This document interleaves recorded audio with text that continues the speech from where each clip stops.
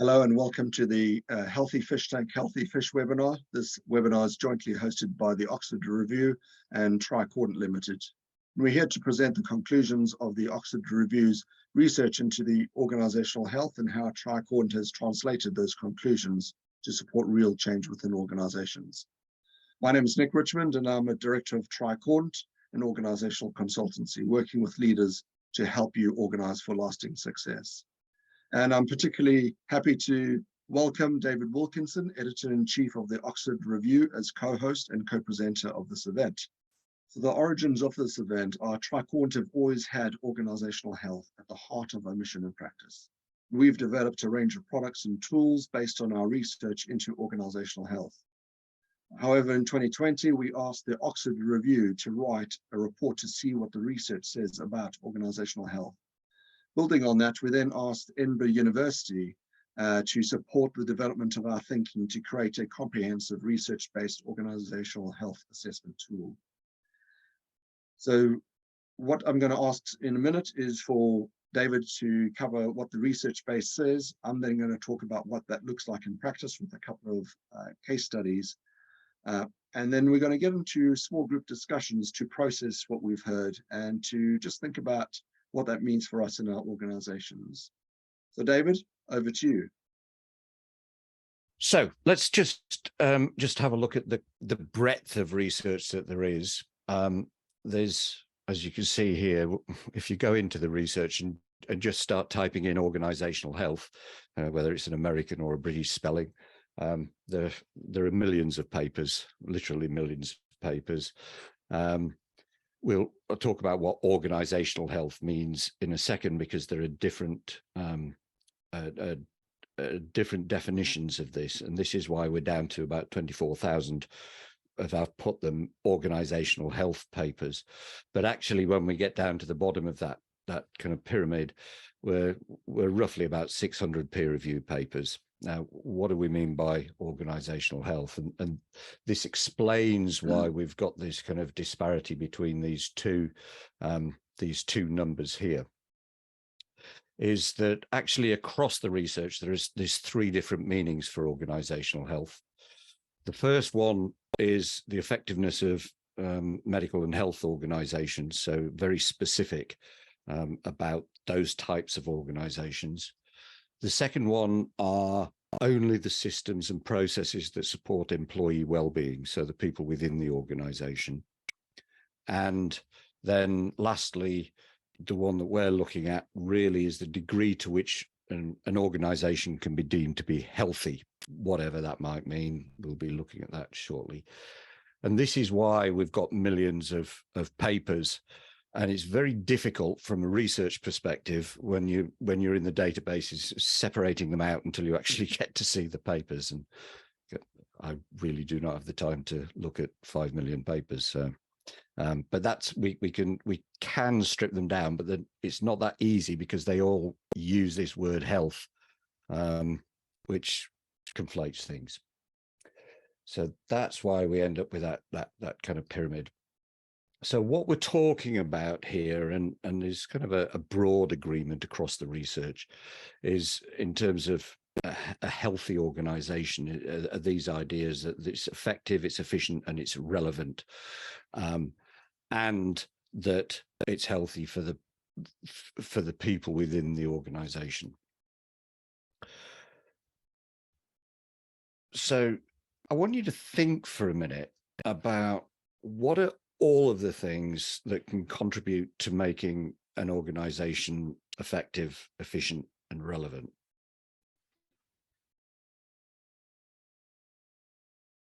And I think you'll start to find that your list starts getting quite big pretty quickly. There are an awful lot of factors that contribute towards those three things within an organization. And this is where things start, like how do we define which of those are the most relevant? So when we start to have a look across all of the papers, we start to see there are millions of data points that can be collected about this idea of a healthy organization or organizational health. and that what's happening within an organization, it's within a moving organizational landscape.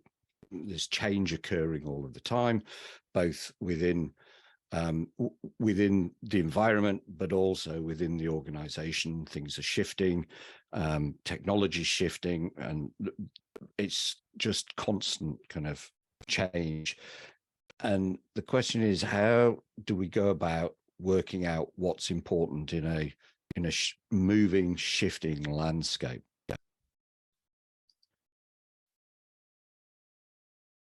And this is really about trying to work out what information is pertinent within that context, the moment that we're operating in.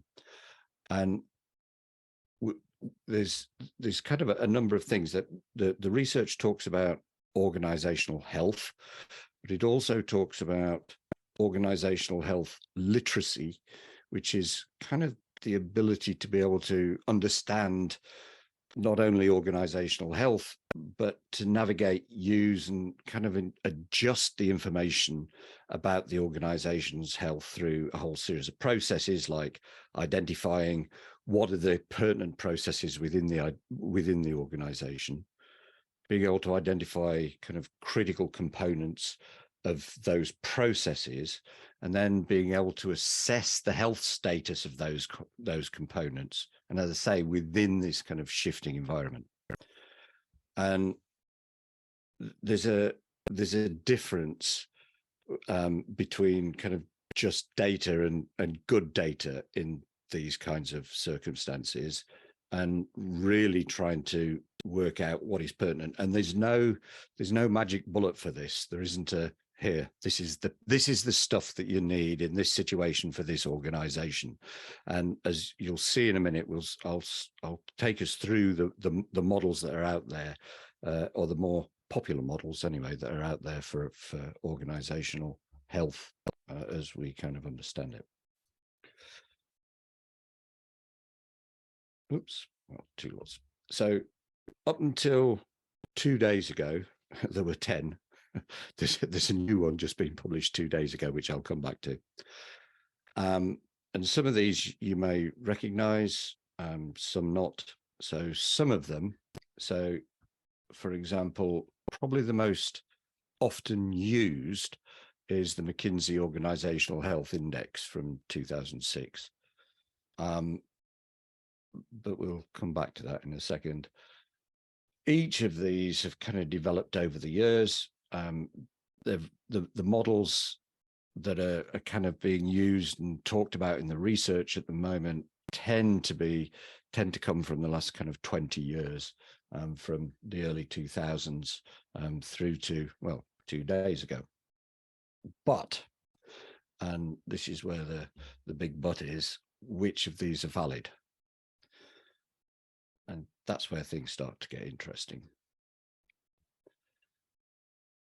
And what is it that a good model is going to look like? What kinds of things are the models going to incorporate within those models? And these are the kinds of things that there's kind of rough agreement over within the literature, the kinds of things a good organizational health model should be looking at, trying to work out whether it's healthy for this particular organization in these particular set of circumstances. So the people, the leadership, the management, the goals and strategies, this weird thing called organizational ambidexterity that's really kind of come out of and come to the fore and come out of the research in the last kind of 10-15 years. And what that refers to is this ability of an organization to do what it's doing now and to exploit its existing resources. If it's a profit-making organization, to make a profit from the products and services and things that it's got now and the way that it does things, whilst at the same time having an eye to the future and developing new products and services and moving with the times. So I suppose dealing with change as it comes along, as new technologies come along, things like AI, and this whole idea of organizational ambidexterity has become quite central to the idea of organizational health. And as I say, it's kind of really grown in the last kind of 10, 15 years. And there's an awful lot of research going on around this area. I think one of the core findings about organizational ambidexterity is that it's not it's not an easy thing. It's a balance, and it's not an easy balance for organizations to achieve. There's also quite a lot of research showing that certain functions within the organization and individuals usually aren't ambidextrous themselves. They're not, people tend not to be great, and the functions tend not to be great trying to do both at the same time. You're better if the organization says, right, okay, this part of the organization's the exploiting part of the organization, and this is the future, the deciding what's coming next type, and that the leadership has to be ambidextrous to lead and manage those processes. And that's kind of where that research is going. Other things, operations, the culture, policies, process, and procedures, as you would expect, the business and operational models, and the assumptions that sit behind them. So quite often those assumptions are not questioned.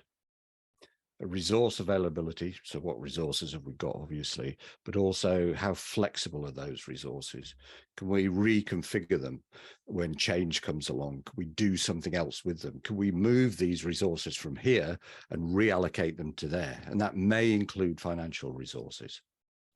And then things like the level of the learning orientation of the organization and the development, both organizational development capability, but also the individuals. And so we're talking about an organizational learning orientation and development, as well as a people learning orientation and development. And they're largely, through the research, considered the core elements for organizational health. There are others that come in from different studies, but when you start to read across all of the papers, these are the ones that come out the most. Oh yeah, and the health state of all of these components. So when we start to have a look at these, what we find actually in terms of validity is that there's two that are considered to be valid. And it's these two. And what I'm going to do now is just very quickly go through what the components of those two are and what they kind of look like. I looked at this, the McKinsey Organizational Health Index, as I say, is probably the most widely used. And I did quite a lot of digging to try and find out where it had come from and what it was based on. But there's very, very little data. And certainly from my, from a research perspective, I would really struggle to say that there's any validity in there because I can't see into it. I can't see what it's doing and exactly where it's come from. It seems to have been based on surveys and but anyhow, right. So this is the organizational health research model from 2002. It was one of the original models. And it's kind of split it down into three areas, really: organizational health, this idea of cultural intelligence, and transformational leadership. They're the kinds of things that you would expect in an organizational health model. You've got to bear in mind when this is, we're talking 20 years ago here.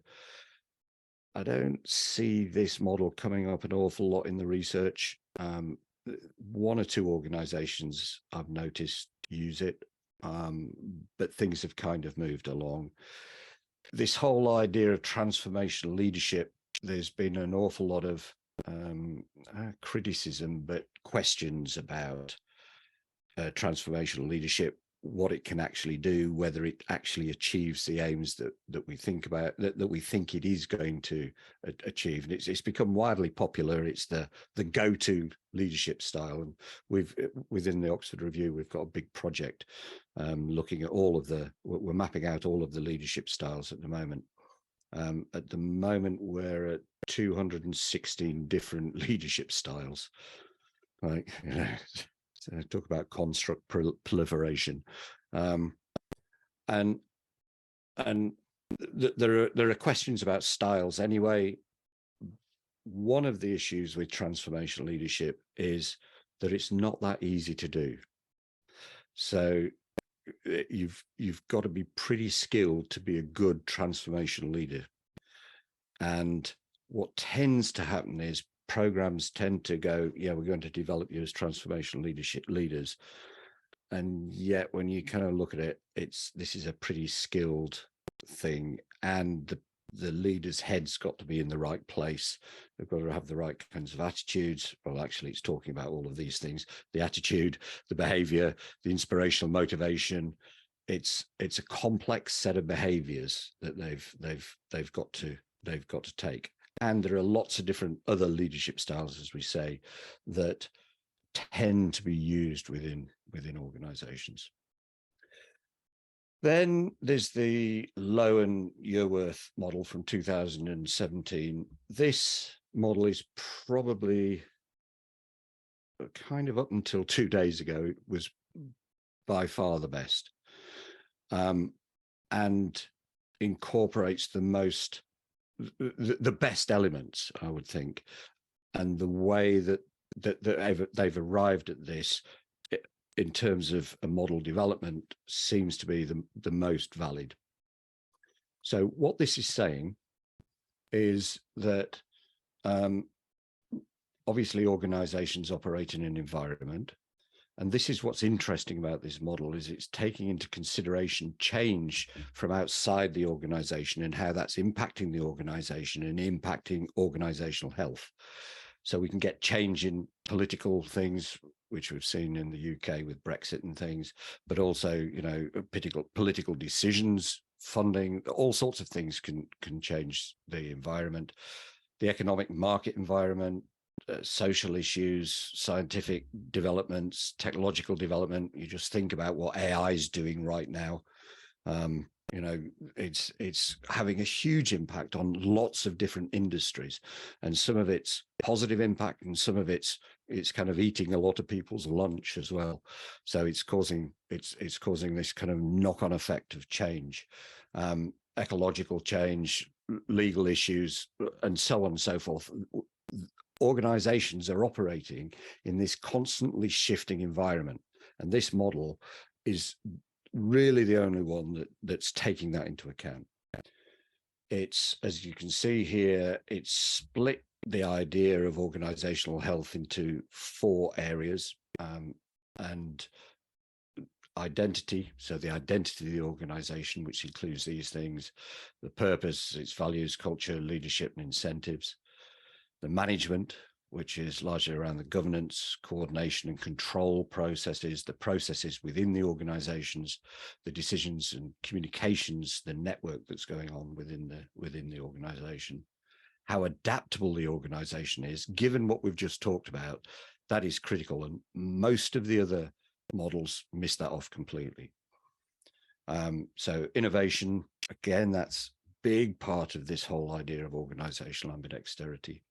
Learning, orientation, and development, which we've talked about; knowledge management, change management, information networks, and so on and so forth; financial flexibility, as well as the resources. And then the actual resources, the personnel, technology, infrastructure, information, and commissioning, and things like that. And certainly, I think this is the best of the crop. And certainly it's the most valid from when you look at how they've developed this. It is the most, it's brought in the widest range of operators that operate on organizational health. Now, I keep referring to this study that's appeared suddenly 2 days ago. This, I'm still processing this, so you're going to have to go along with me with this one. This study, it was a systematic review of organizational health literature. They looked at 221 peer-reviewed papers, which is a lot, to be incorporating within a systematic review. And what they did was really interesting. They separated out three things. They separated out this idea of organizational health as a concept within the organization. Is the organization thinking in these terms? Is it operating in with this as an ideal? Then this idea of organizational health literacy, which I've previously referred to, about, are people within the organization thinking about what they're doing in terms of, is this a healthy thing to be doing? Are we doing the right things at the moment? And then what it's done is saying, and then there's a third level, is the organizational health interventions. Now, this is the first model I've seen that's incorporated this. And what they're saying is that what tends to happen is the models kind of end here, like you look at the Low and Yearworth one. It kind of does, but what it's not taking into account is what impact are the interventions having. That's quite cute. Then what it's done, this 23 here, is there are 23 areas that it tends to look at. Now that, that's a lot, but actually it's not far off where we're at with this model here. I'll let you read those yourself. It's a good study. The reason I'm hesitant is that it hasn't been peer reviewed. It's only just been published, and it comes from a source that I don't know an awful lot about. So, but when I'm reading it, it's making a lot of sense, I've got to say. But anyway, it is what it is, and you can kind of take it from there. But it adds this, for me, what this does is it particularly adds this whole idea about thinking about and monitoring how the interventions are impacting. And I think that's quite critical as we go along. And I think most organizations would, but starting to think about them as organizational health interventions from the management leaders, teams and things like that, I think is quite useful. And I will pause there. I'm going to do a little bit of, if you'd like to go to that URL, just oxford-review.com, and stick in your email, I'll send you a copy of the report. I'm doing an updated copy of the report based on, there's a few studies come out, certainly, so that was published in December 2020. There's been quite a few good pieces of research come out, and I'm just in the process of updating that. So I'll send you the initial report, and then once I've updated it, I'll also send out the updated report. And if you're a member of the Oxford Review, you'll get it anyway. We've got quite a few members in the group today. So I'll just pause. I'll stop there. In fact, I'll just pause. Thank you so much, David. And as ever, it's really fascinating to hear about the research, and even more fascinating to hear the latest research coming out. And at one level, I was thinking, I'm starting to sweat, because of the work that we've put in, but equally it's fascinating to see how the world moves on, and we've just got to continue to adapt. That's part of being a healthy organization. We would definitely advocate for becoming a member of the Oxford Review. They have supplied us lots and lots of research, which has helped us, stimulated us, provoked us, challenged us, and we've been able to speak to our clients about that and what that means for them. So I'm going to talk a bit about what does organizational health look like in practice. So a little bit more about Tricordant. We're an organizational consultancy. We specialize in org design, org development, systems working, and leadership. And we work with all sizes of organizations across a whole range of sectors. At the heart of our thinking is really about helping leaders organize for success. But let me begin at the beginning and tell you a little bit about myself. Right from the beginning, from the earliest of my careers, I can remember thinking about maybe not the word or phrase organizational health, but it's always been a passion of mine. And in my first career, I was actually studied as a chemical engineer, and I worked in chemical industry. And I remember thinking, there's got to be a better way of doing things here. There's got to be a better way of leading people. There's got to be a better way. Just what I observed in terms of leadership behaviors, or feeling the effects of toxic cultures on my well-being, or feeling as if my hands are tied because of the inability to work efficiently and effectively because of the poor organizational alignment. Then fast forward through to 2006, where I discovered Tricordant, and I was really excited to join Tricordant, because at the heart of Tricordant's thinking is this idea around organizational health. And it really influences not just our thinking, but also our practice. And part of that, we've actually become a B corporation, a business for good, because we don't just want to talk about this stuff, we want to live it out. And we would really encourage you to consider that as well. So we recognize that poorly organized work wastes money, damages people, and harms the environment too. So this means that you and I and our leaders have an ethical and moral imperative to design not just healthy organizations, but organizations that are healthy and high performing, which are good for the people and for the environment. This is what really gets us out of bed in the mornings. Now, I joined Tricordant because we do create that environment in which all of us can thrive. And we really look to work with leaders to help them organize for success. But as I said at the beginning, we took a step back a few years ago and thought, well, hang on, we really got to understand what is the state of play around organizational health, and make sure that we've got the evidence behind our approaches and where we need to improve. And through that work with the Oxford Review and Edinburgh Business School, we spotted that our existing organizational health assessment could be improved. It needed to be evidence-based, and it needed to have a much more holistic view of organizations. So I love this quote from Deming. It really says why organizational health is so important. You know, a bad system will beat a good person every time. You can just see these cyclists, you know, they could be trying as hard as they like, but if something's broken, that's actually going to slow them down. It's not going to allow them to be successful. And you need the whole system to be successful for these cyclists to secure the win.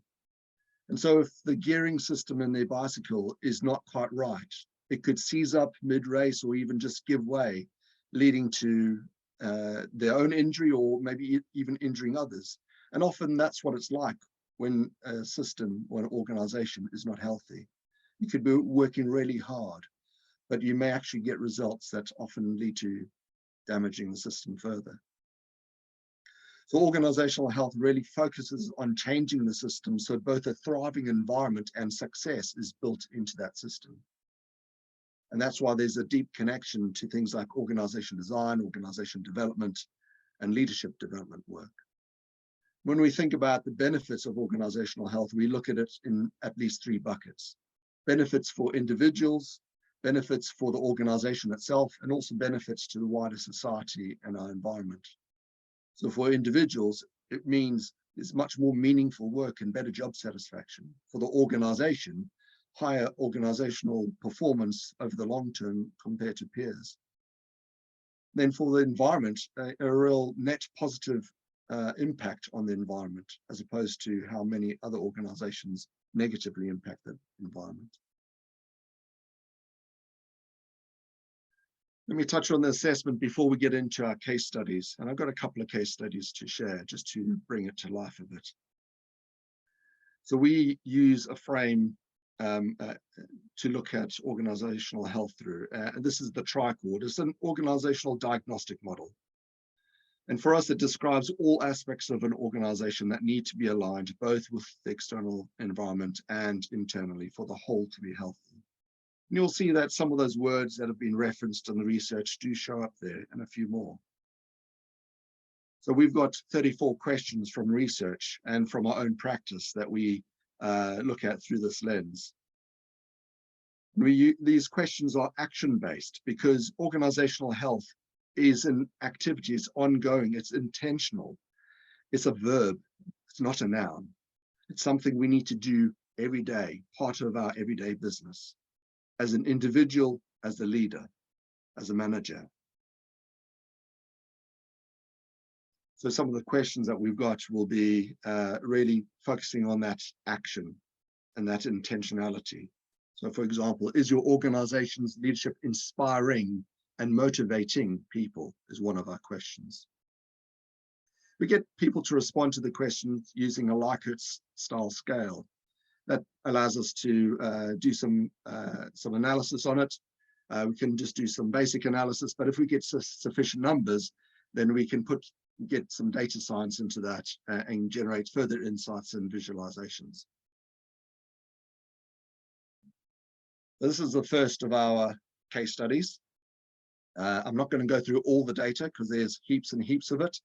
This case study, we were able to look at the data science behind all this as well and apply that to the results to see what further insights could be gained. So in this case, it was a district general hospital supporting about 350,000 people here in England. The Care Quality Commission rated their services as outstanding for overall quality and leadership. We may come back to that point around leadership though. So you can see on the left-hand side there, there's the TRICORD and overall score for each of the domains of the TRICORD. And the top right-hand side, you'll see that's a scale that we look at things through.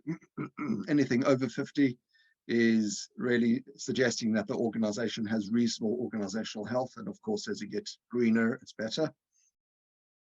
So what you can see there is the cultural domain is just below 50. So it's certainly into the orange results.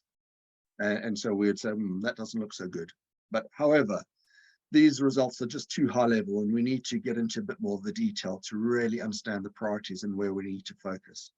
So that brings me to the next slide. Again, I've not showing you all the results. I'm showing you the questions relating to identity and culture here. And across the top of that table, you'll see the organization. So that column there is the average across the whole organization. Then the central services results, planned care, unplanned care, the ethnic minorities, BME, those who identify as white, administration function, and the medical function. And we've generated a heat map, so you can see that quite quickly. And what you can see there is central and administration have stronger results relative to others. Medical has some of the weaker results. And there are noticeable differences between ethnic minorities and those who identify as white. Questions 4, 5, and 6 all relate to leadership. And they really suggest that leadership, there is a question around leadership, particularly around inspiring leadership, leadership that creates an environment for well-being and leaders trusting each other and being vulnerable in front of their peers.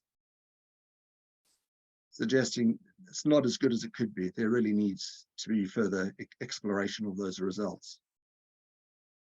And in the cultural domain, there's a similar functional pattern around central, admin, and medical, but then the two weakest scores, 25 and 28, 25 being rewarding staff for adding value, and 28 being about enabling staff to experiment and innovate. David also referenced some of the areas and themes that need to be looked at, and we certainly pick up some of those themes in the reports that we do. And here's two of them: adaptation and innovation. So for this organization, they certainly suggested that the adaptation results were reasonable, all above 50, suggesting that this organization was able to monitor its external environment and adapt based on what was coming down the line, so to speak. They felt that they could manage that polarity between delivering today's business as well as thinking about what's going to happen tomorrow and how they needed to change.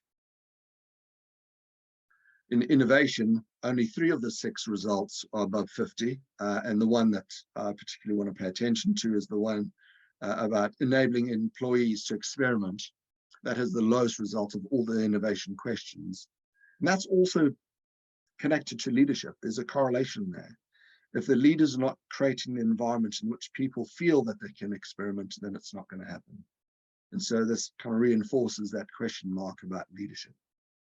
One point I missed, though, back onto culture. These results came out for this organization about 9 months ago. And of course, over the last 9 months, you've heard more and more around people feeling undervalued in healthcare. And so question 25 really reinforces that. And now we've seen strikes here in the UK in healthcare, where people feel that they've been doing such hard work, they don't feel valued for the work that they've been doing over the past 10 or 12 years. Because we had enough data for this, we were able to get into some of the data science, but again, not showing all the results, but just to give you a sense. And so there's two things that we calculate. We calculate key drivers with a p-value of less than or equal to 0.05. This really suggests causation between the factors in the tricoordinate domains, which means that if you improve that factor, then that's going to substantially impact on improving your organization's health. Then Pearson correlations are really calculated between we calculated them between the different factors of organizational health with a score of 0.7, equating to proportional change between the two factors. It's not saying that there's causation, but there's some correlation with a proportional increase. And we create a little logic map there as part of the results. And the reason we do that is because a lot of people are not quite sure where to begin. So what we do is we don't just generate the results and send them to the client organization in the same way that the NHS survey is. They just send them a report and kind of do with it as you will. Rather, we take them through a process. It's a learning cycle, simply saying what, so what, now what. The what being, of course, the results. The so what is contextualizing those results in light of what's going on in that organization, because data without context could be meaningless. And we need to foreground the data points that are most relevant. And so we're bringing together both data science, but also human intuition and insight, the most powerful two things in the world, in my mind.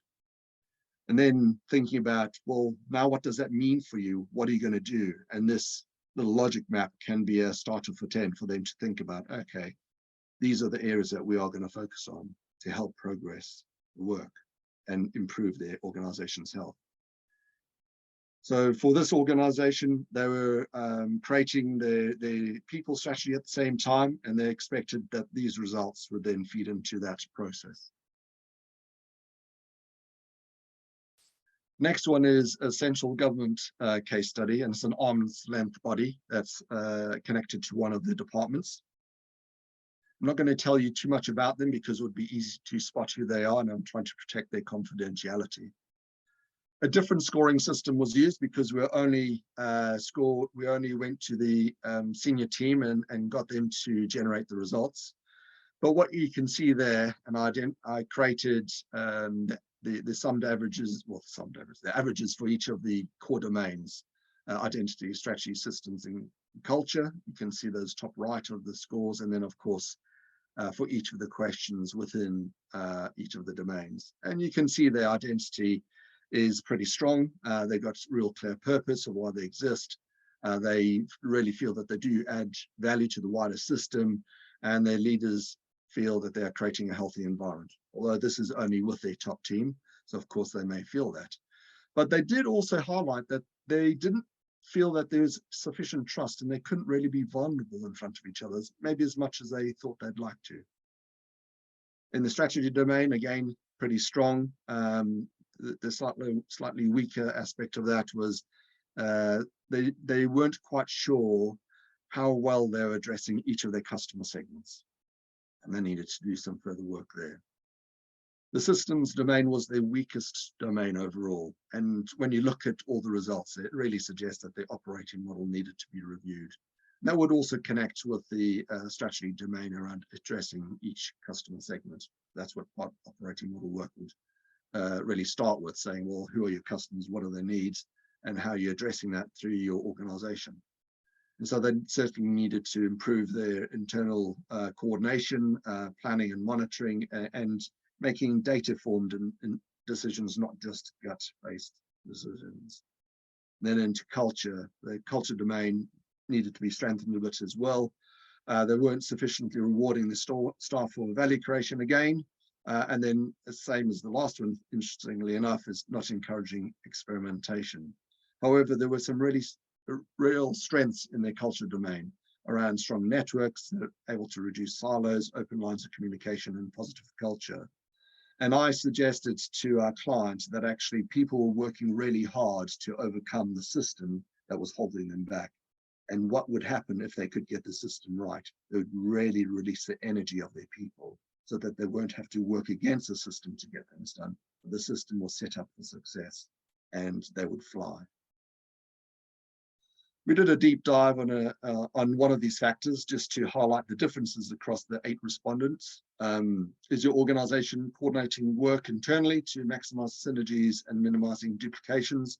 And what you can see there is the individual responses, but also in light of the response of that domain of systems. I'd like you just to type into chat who you think respondent 8 is out of the board. I'm just curious to see what biases are in the group, really. The CEO, leadership, the chair, okay. Any other options coming up? The chair, yeah, well, yes, you are right. But also, who would respondent number 3 be, do you think? So the respondent 8 was certainly our client, who I call Mr. Optimistic. Everything's rosy, everything's good. And I have to say he was a little bit aghast at the differences that his board had and the different perspectives on this particular question, but also on the range of other questions. Because they'd undergone a whole year of leadership development and board development activities, and yet the differences persisted. No, respondent 3 was not the admin assistant, although I suspect that this particular person may have felt that at times. It was Mr. IT. He could see how things were not actually operating well in this organization, and that they were missing synergies and had lots of duplications. So yeah, you could also, in this case, he is quite similar to an operations director as well. So certainly, I can see those responses there. That's probably enough from David and myself, and we're going to take you into small groups. But I do love this quote, and it's really down to yourselves, because only you can really change the world in your organization. And I want you just to keep that in mind. There's lots of stuff that we can't change, but there's a lot that we can change, and it's really in your hands. And so who's the small group that you need to work with in your organization to really move the needle on organizational health? These are the 2 questions I'd like you to explore. What are the key issues you need to work on in your organization to develop a healthy organization, and how well are you doing so far? Have a conversation, share with each other. It gives you a chance to maybe have a bit of a confidential conversation with your small groups.